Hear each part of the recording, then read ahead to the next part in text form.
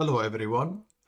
Today in this video we will be talking about properties of the Z-transform, and some of them I will show the proof examples, but we'll try to focus on the physical meaning or how certain operation in the time domain will affect the signal in the Z domain. There are many properties, but we will focus on the properties that relate to signal and system analysis. First one is linearity. Since complex signal can be expressed as a linear sum of simple signals, how the Z-transform is affected. Time reversal, time scaling, time shifting, and Z-domain scaling, changing the size of the signal in the Z-domain, Z-domain convolution, and Z-domain differentiation. So these are the topic of today's video. Before we start with the property, let's look at this example since we will be relating to it at different time. Now we are in the Z plane, and you can think of Z as a variable that has a magnitude and an angle. For example, Z could be this point here. The magnitude will be this R, and the angle will be this one. Now, this is a 3-dimension. This will be the real axis. It starts from 0 to infinity and from 0 to minus infinity. And this is the imaginary axis. And the vertical axis here is the magnitude of the Z-transform of signal x of n. Now let's have signal x of n in the discrete time described by this function. So in this case, gamma n u of n. So gamma is 0.8. And if we use the Z-transform definition or the table, we will find the Z-transform of this one from the table here. It's Z over Z minus gamma, where gamma is 0.8. So that's the Z-transform. Now, if I plot the magnitude of this one for different values of Z, then the plot will be this blue one here. Whereas the region of convergence, the magnitude of Z has to be larger than 0.8. So if I draw the circle of radius 0.8. So this signal x of n has all these Z values that located in this region. And the highest magnitude happen at this instant, where R is 0.8 or a little bit larger. It has a peak. And if Z increase, then this quantity will be just 1, which is here the value is 1. That is the height everywhere here. But at that Z value, R, which is 0.8, Ej omega is 0, which is this peak. So by looking at the Z plane, I can tell this signal x of n has a high component that equal R, which is 0.8 here. And you see here decline because this value here is zeros, the region that is not valid for x of Z. Now, if I change lambda here, instead of 0.8, I made it, let's say, 1.5 Ej pi over 4. Then I will have a peak here. If I have a signal that looks like this, x of n,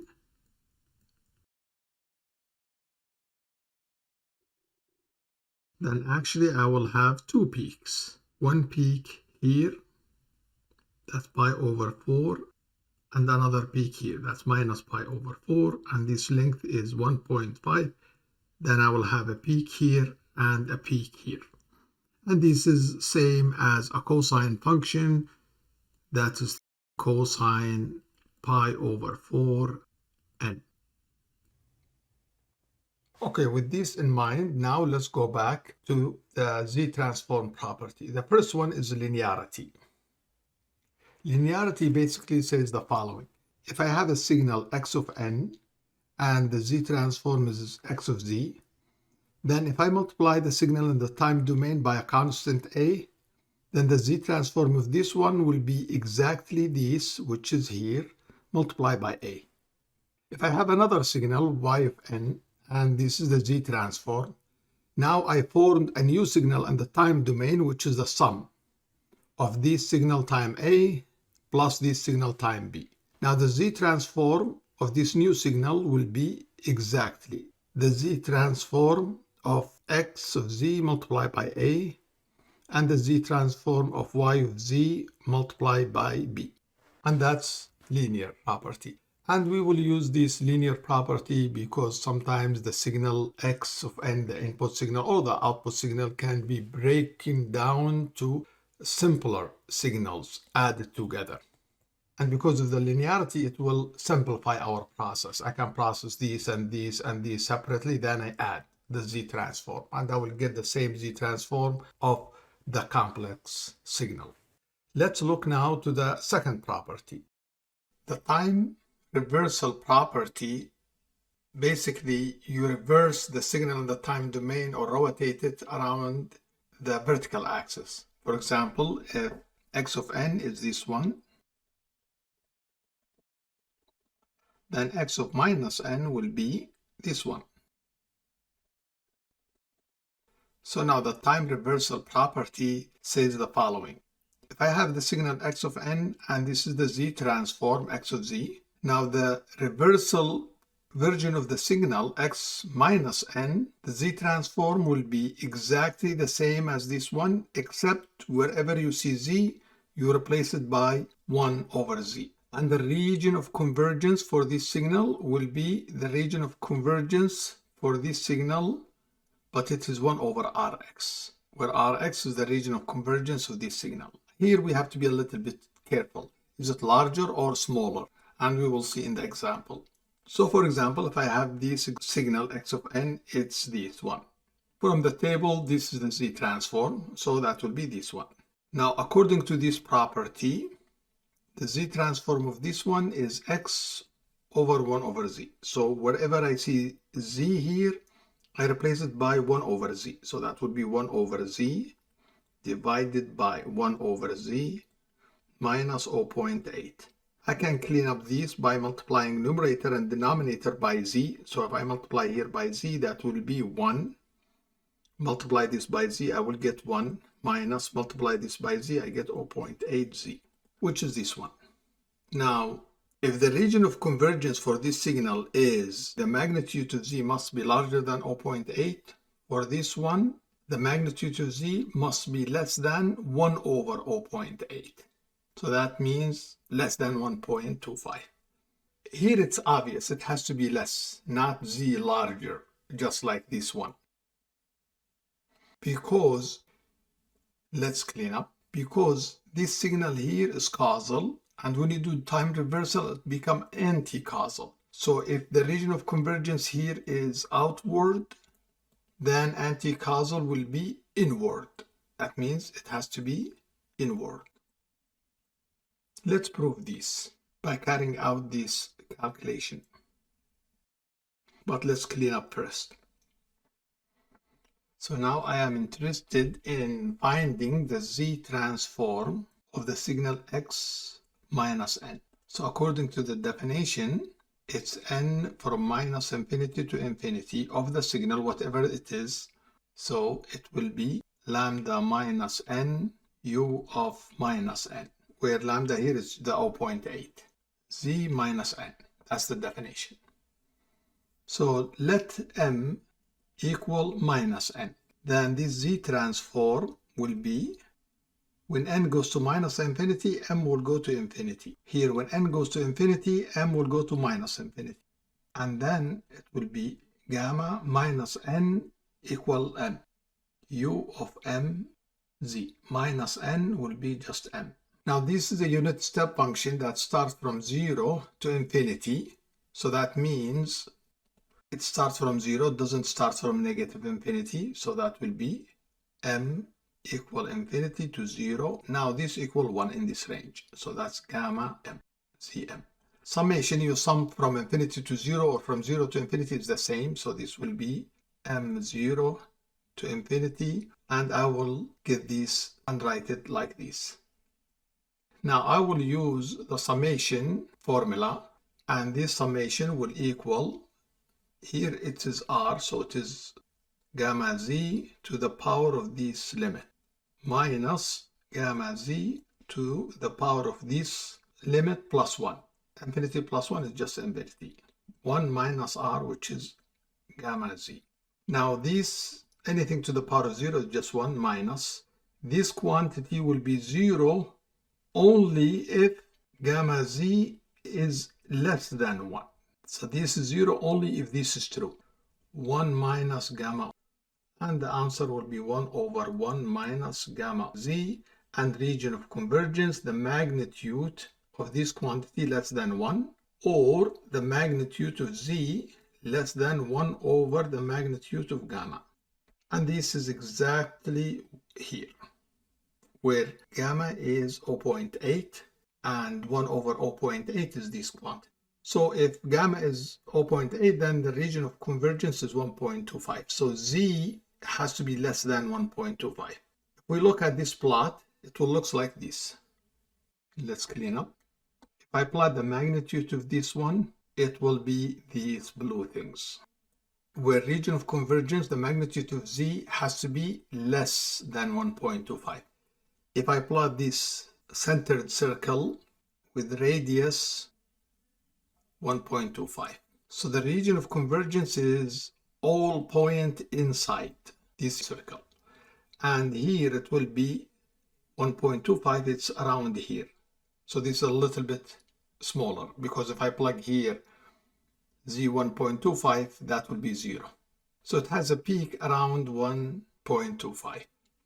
All these values here is 0. And if I compare it to this one, the region of convergence is outward. Z is larger than 0.8. If I draw the central circle, it will be like this. So everything here is 0 or it doesn't exist, and the region of convergence is outward. See, here you see like a dip down. Here you see flat, then it goes up. It goes up. Okay, the next property is time scaling property. That means I expand the signal in the time domain by a factor of L. L could be 2, 4, 5. For example, if this is the signal x of n, then the upsampling, let's say L here is 2, will be the following. This one here will be here. Then I put 0. Since I'm expanding by a factor of 2, between each sample I will put L minus 1. 2 minus 1 is 1. Is that how many zeros I'm gonna put? Then this sample here will be this one. Then I put 0. Then this sample will be this one. Then I put 0, and this sample will be this one, and so forth. So this is the upsample by a factor L equal 2. Now, if I have this signal x of n, and this is the Z-transform, then the Z-transform of the upsampled signal will be exactly this one, but the variable z will be replaced by z to the power of L. So in this case, this one, the Z-transform of this one will be x z squared, and that will be x of z. And this is the upsampling property. And if the region of convergence for this one, z must be larger than gamma, then this one will be z squared larger than gamma, or z larger than gamma 1 over 2, which is the same as square root of gamma. So if I take this example, let's say x of n is this one, and this is the Z-transform, and this is the region of convergence as we did before. So now the upsampled here, the Z-transform, wherever I see z, I replace it by z squared or zl. So this for L2, this will be z squared over z squared minus 0.8. And the region of convergence will be 0.8, 1 over 2. So that's 0.9. Let's clean up. Now, if I plot these, the magnitude, it's this one. And it has a pole at 0.8, which is somewhere here. That will give you this peak.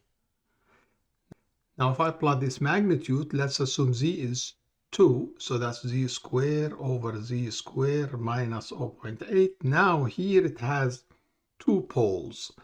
One at z minus square root of 0.8 times z plus square root of 0.8. So it will have, if that is the region of convergence outward the central circle, that will be the square root of 0.8, which is almost 0.9, somewhere here. It has a peak, and at minus 0.9, which is somewhere here. It has a peak. So now the question, where is this high frequency?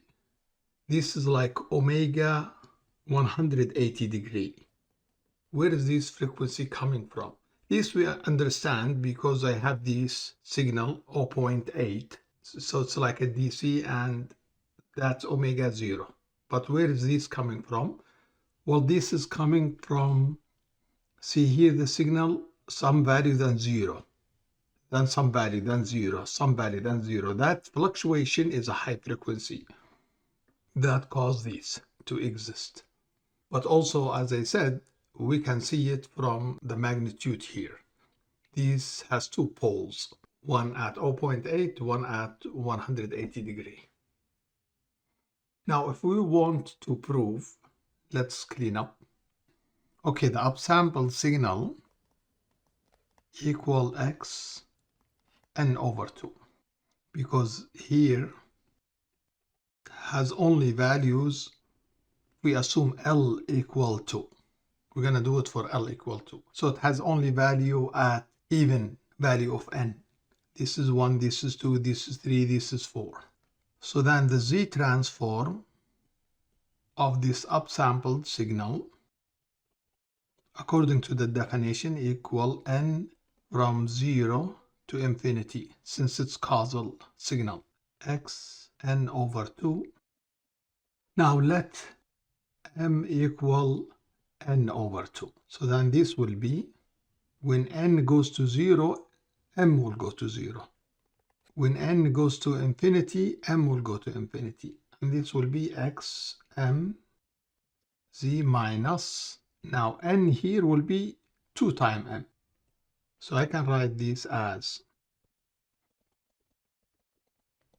now when you look at this one, that's just the Z transform of x of z, but instead of variable z, it will be z squared, which is the same as this one, if we let L to equal 2.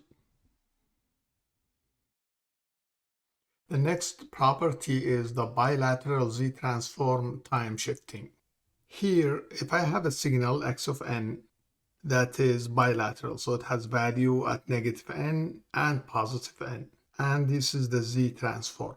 If I shift it to the right, let's say m unit, in this case m is 1, so I shift it to the right by 1 unit, then the Z-transform of this one is exactly the same Z-transform as this one, multiplied by z to the power of minus m. In this case, it will be z minus 1 x of z, where x of z is the Z-transform of this signal.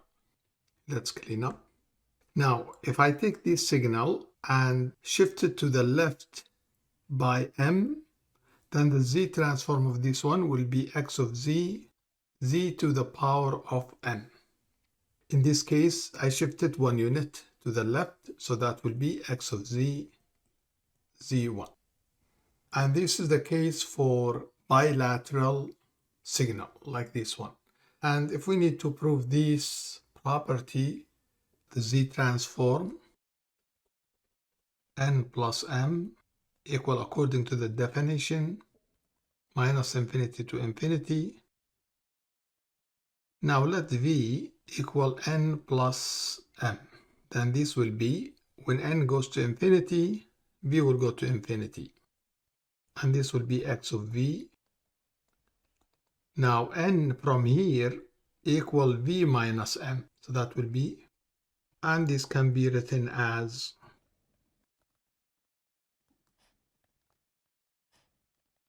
Zm has nothing to do with this summation, so it can come out.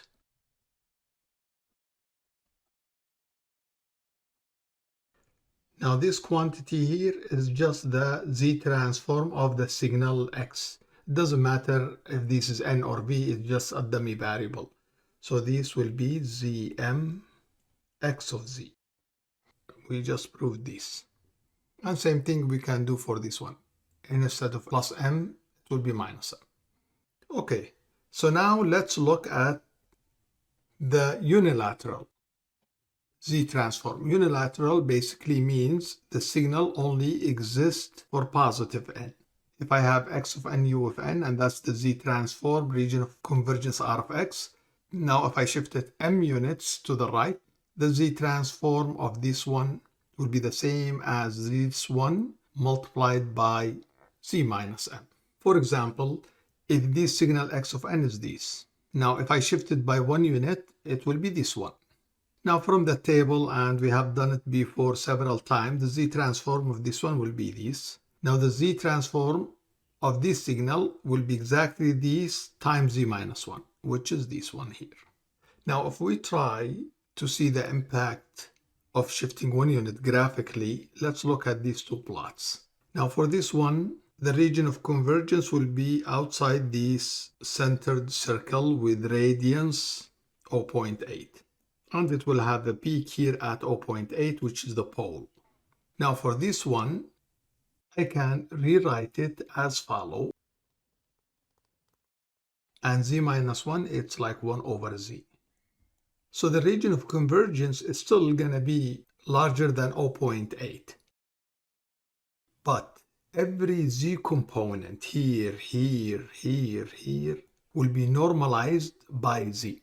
For example, for this Z vector here, which is just 0.8, this value here, Z is 26.69. It will be normalized by Z, which is 0.8. Z here is just 0.8, EJ 0. So 26.69 divided by 0.8, you will get this value, which is 33.33. Let me zoom in. You will get this value. So every component here will be normalized, the magnitude by this, but also if Z, for example, if Z here is 0.8 EJ pi over 2, that means every component in this will also be shifted by that much. And if that was a unit circle, then this will be 1. And only you're going to have a phase shift. We can see that in the time domain. Let's relate to the time domain. So let's say x of n equal gamma n u of n. And let's assume gamma is complex. It's like r e j pi over 2 n u of n. So now if I take a delayed version, x minus 1, that will be r e j pi over 2 n minus 1. I can rewrite this one as r minus 1. Now see, every component here is divided by r and phase shifted by pi over 2. And that's what we can see here in the Z domain. Now here we have to be careful about shifting. Let's assume this is x of n or y of n. In system analysis, we will use this property. Let's say the input started here. So y of n will start here, but let's say the system has some memory, so it still has some values here. Let's start with the right shift or the delay. So if I shift this 1 unit, so that's x of n minus 1, but then u of n is not u of n minus 1. It starts from 0. So now this signal here equal this part, which is here, plus this part, x minus 1. So now what is the Z transform of this one or of this? Well, it will be the Z transform of this one, which is x of z minus 1, plus the Z transform of this point, plus the Z transform of that simple here. It has a magnitude x minus 1 and its impulse at n0. And this will be x of z, z minus 1 plus the z transform of an impulse is 1. So then 1 times this, that will be x minus 1. And that will be the z transform of xn minus 1 u with n. So this is a unilateral Z transform time shifted. The signal shifted, but you didn't start at n1, you start at n0. So there is this extra point here. Let's clean up. Same thing if I do lift shifting. So if I shift these to here, now this peak will be here. But then I multiplied by u of n. So it's xn plus 1 multiplied by u of n. So this one is not present. So what's the Z transform of this one? It will be the following. The Z transform of this one minus the Z transform of this point, because it doesn't exist. Since I multiply by u of n, that means the signal starts at n0 here and positive. So now this Z transform will be x of z shifted 1 unit to the left, that means z to the power of 1, but then I have to subtract from it this unit. So that will be minus the z transform of x0, because that peak 1 here is the value at n0, delta n plus 1. And this will be xz to the power of z minus. This is just a constant. Now the Z transform of a delta function is 1, but this is shifted to the left by 1 unit. And that will be the Z transform of a unilateral shift 1 unit to the left. The general equation is this one, for m shift to the right, and this is this one. In system analysis, we will call these energy stored or initial conditions, and that's for left shift, the general equation. Just to show you how do we get this one, let's clean up. So if I shift these 2 units to the right, it will look like this, and so forth. So now the Z transform of this one will be the Z transform of this portion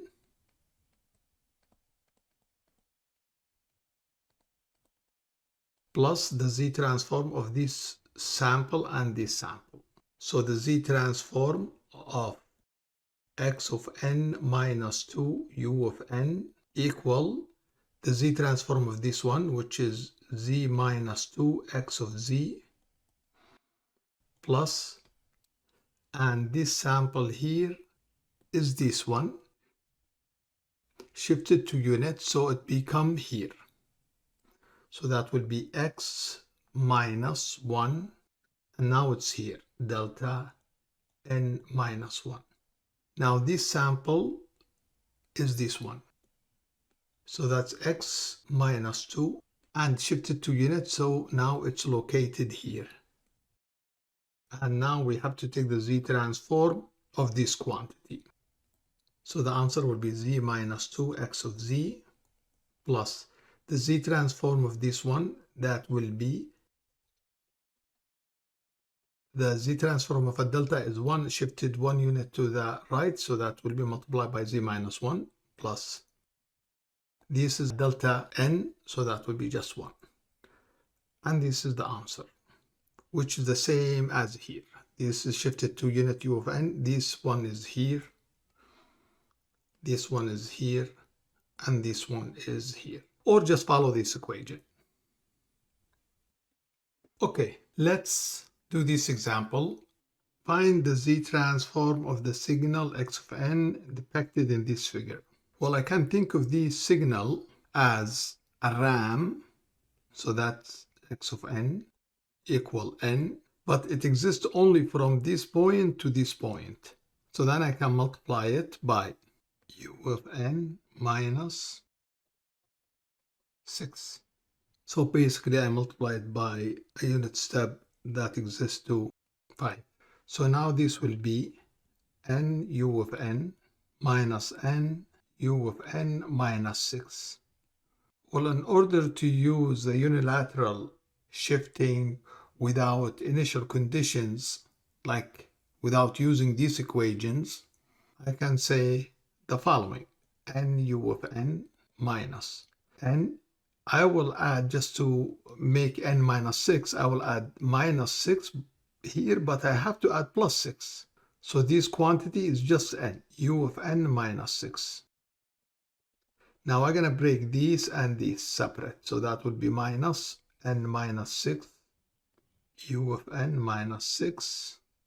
Now this minus times this plus, that will be minus 6 u of n minus 6. Now the Z transform x of z will be the Z transform of this one from the table. It's z over z minus 1 squared minus the Z transform of this one is exactly the same as this one, except it's shifted to the right by 6 units. So it will be z over z minus 1 squared times z minus 6 minus 6. The Z transform of u of n is z over z minus 1, but then it's shifted 6 units, so times z minus 6. And I can simplify these further to be z over z minus 1 squared minus, multiplying these two, I get z minus 5 squared minus 6. And this is the answer.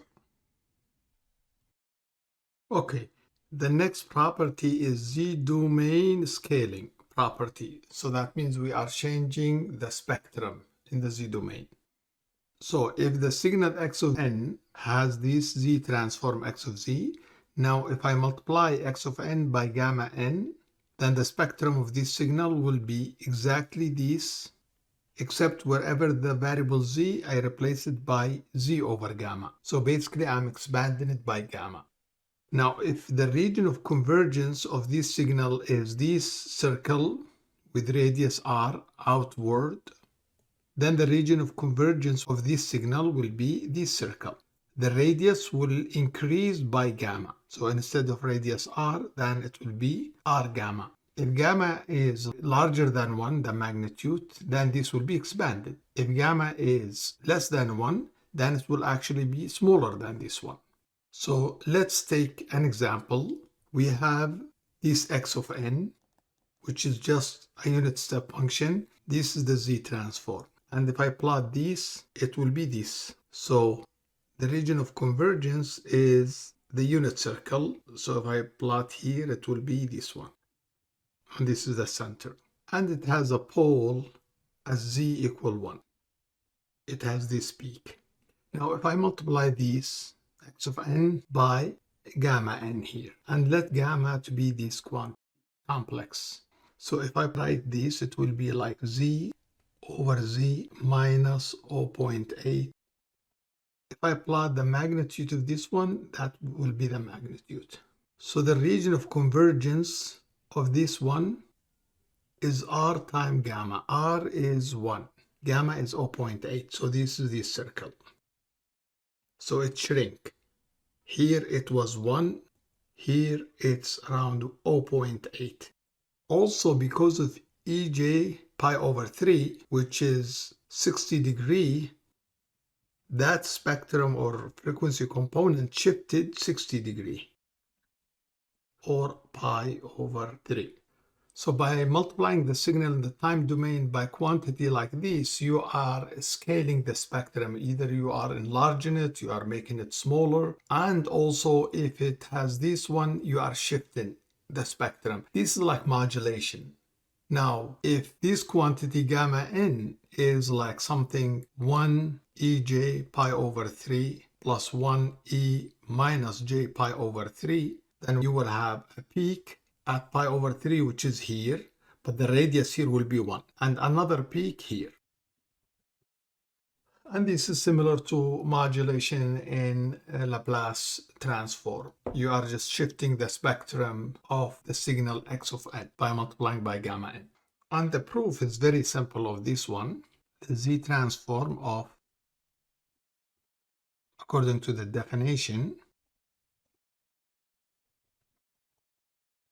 Now I can make these to be 1 over gamma minus n.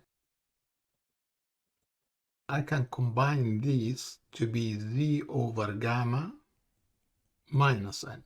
Now that's the Z transform of x of n, except instead of z, I will have z over gamma. And that's this one. Okay, the next property is the Z-domain convolution.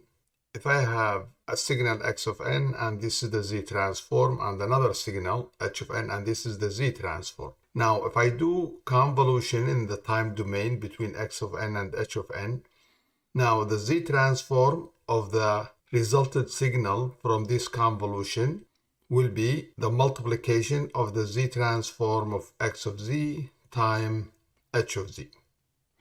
The region of convergence of this new signal will be the common region of convergence for signal x and h. For example, if this was the region of convergence of x and this is the region of convergence of h, then the region of convergence of x of z times h of z will be the common region between both of them, which is this. So that will be, in this case, the same region of convergence for h of z, which is this one, because this is common between both of them. Let's clean up. Now there is a big use for this property in finding the output of a system for a given input x of n. For example, we may have a system that is described by h1 of n. This is the impulse response. And then the input is x of n. Now, if I want to find the zero state response y of n, in the time domain, we used to find it by doing the convolution of x of n with the system impulse response, h1 of n. And convolution is a tedious process. We have to be careful about when does it start, when does it end, and multiplication, summation. We learned it in previous video. But in the Z domain, it's very easy. It's just a simple multiplication. So according to this property, y of z will be x of z times h1 of z. So we do the multiplication. Then if I need to find y of n, I do the inverse Z transform. Let's take an example. I have a system described by this impulse response. Now, if I find the Z transform, then it will be this one. Now I have an input, which is just a unit step function, u of n, and the Z transform is this one. Now, if I want to find the output, it will be y of z equal, and I can rewrite this by taking one of these z under y of z, so that will be, to simplify my partial fraction expansion. Then, as we did before in previous video and previous chapters, we do the partial fraction expansion, and this should be, and if I need to find a1 and a2, I will find it to be as follow. So y of z in this case will be, now I will bring this up, so it will be minus 4. Now I can use the table and find the inverse Z transform, and y of n will be, so the output will consist of two waveforms, one that is similar to the impulse response with amplification minus 4 plus the input y of n, which is this one here, amplified by 5. And if we look in the Z domain, h1 of z, if I plot it, it will be this one. Let's enlarge it here. That's h1 of z, and this is x of z. So y of z will be the product of this one times this. Now, if we do this product, since these two impulses adjacent to each other, the multiplication of these two planes will result in enhancing both signals. So the magnitude will be increased. since the spectrum of H1 of Z in these locations and the spectrum of the input is in this location. So there will be some enhancement, and we see that in the time domain, where y of n is enhanced version of the impulse response and the output. Now, what will the case be if I change the system here by just making it minus 0.8? So it will be this case now here. So now I have a second system, minus 0.8, and it has the same input, u of n. What do we expect the output to be? Now, in this case, the multiplication of h2 of z and the input x of z will deteriorate each other because h of 2z has a spectrum around this region, while x of z in this region, the spectrum is very, very low. It's probably 0.1, 0.2. So when you multiply, these will decrease. Same thing. The spectrum of the input is in this region. Well, in this region, the system spectrum is very, very small values. So when we multiply them, I will end up with a smaller value. So I should expect the output to have this waveform, but it will be less than magnitude 1. And this waveform and also less magnitude. So if we carry out these, let's see what we will get. So let's clean up first. So in this case, y of z will be h2 of z times x of z. Then if I evaluate a and b, y of z will be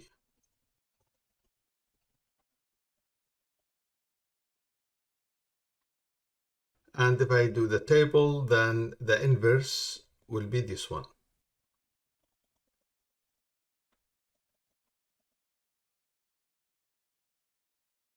Let's clean up.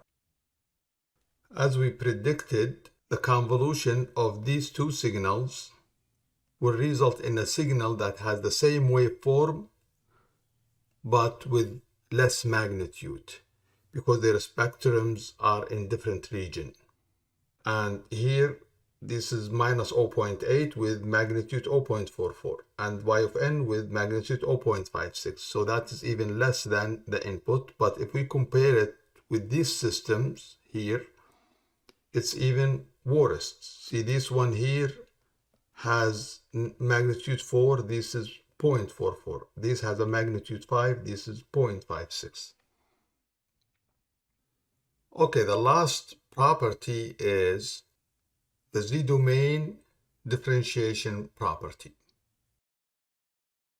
In this property, if I have a signal x of n and this is the Z-transform, now if I multiply the signal and the time domain by this n, which is a RAM that looks something like this, then the Z-transform of this one will be the derivative of x of z multiplied by minus z.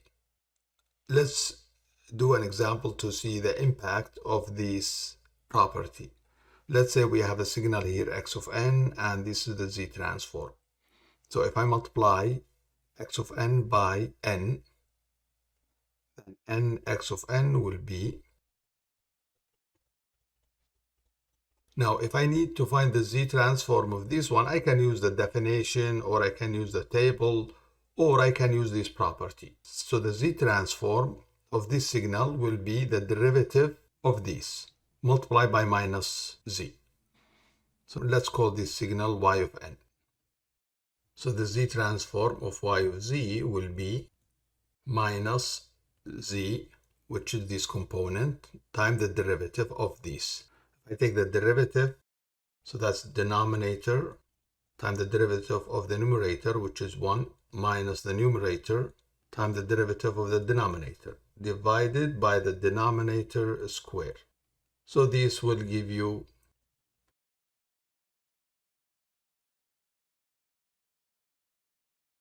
and this is the answer. Now, one application of this one is if I have, let's say, x of n and y of n, two signals, and I want to compare the spectrum of this one and this one, how the fluctuation. We know derivative tell us the slope or the fluctuation in the signal. So if I do the derivative in the Z domain here, that will tell me how the signal fluctuates in the frequency domain. And if I give a piece of a song and I ask an average person to sing it versus a person who can control or she can control the vocal cord to sing the same song, and then I get the Z-transform of both speech, I will notice that the singer or the person who can control the vocal cord will have many fluctuation in the Z domain versus the person who cannot, it will be like almost flat. By taking the derivative, it will tell me how much these fluctuation, how much these slopes. For example, when I did this signal here and I multiplied by n, now if I plot the Z-transform of this signal, it's this one. So it shows at this region of frequencies, there is a lot of changes in the Z domain, the spectrum. So when we take the derivative of these, then it shows that peak in this region. And then it shows some values. Let's enlarge it. There is some still changes here. So I still get some values. Just the resolution of the plot is not that high. But in this region, there is not much changes. The values change very slow. So here you see like 0, almost no derivative. Same thing here. It's all 0 because there is no much variation. Okay, this end the properties. We discussed many of these properties. The next video will be Z-transform solution of linear difference equation. And here we will be using the time shifting property and the convolution property. Thank you for watching and see you next video.